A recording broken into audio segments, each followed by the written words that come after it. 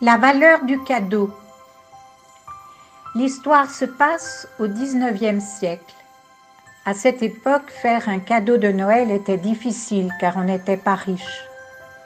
Un jeune couple habitait une mansarde au dernier étage d'un immeuble parisien. Lui était vendeur ambulant, elle blanchisseuse.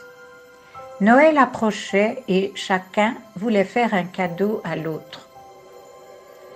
Le mari voulait offrir à sa bien-aimée une barrette pour orner sa si belle chevelure.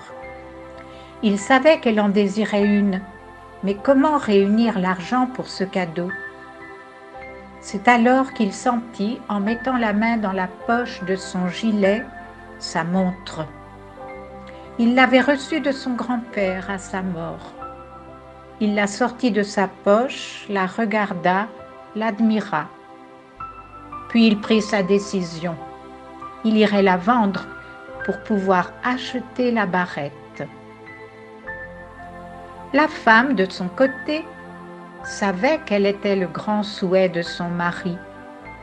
Avoir une chaîne pour accrocher sa montre. Mais où trouver l'argent pour acheter la chaîne? Elle vit le reflet de son visage dans le miroir, passa ses doigts dans ses beaux cheveux noirs et sut alors comment se procurer l'argent. En vendant ses cheveux, ce qu'elle fit, puis alla en hâte acheter son précieux cadeau.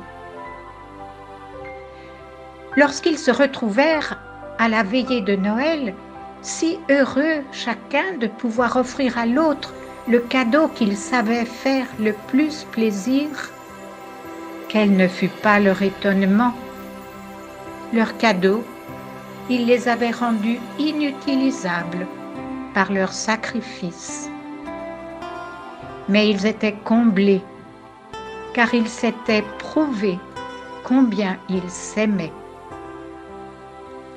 Dieu a tant aimé le monde qu'il a donné son Fils unique, afin que quiconque croit en lui ne périsse pas, mais qu'il ait la vie éternelle. Jean chapitre 3, verset 16.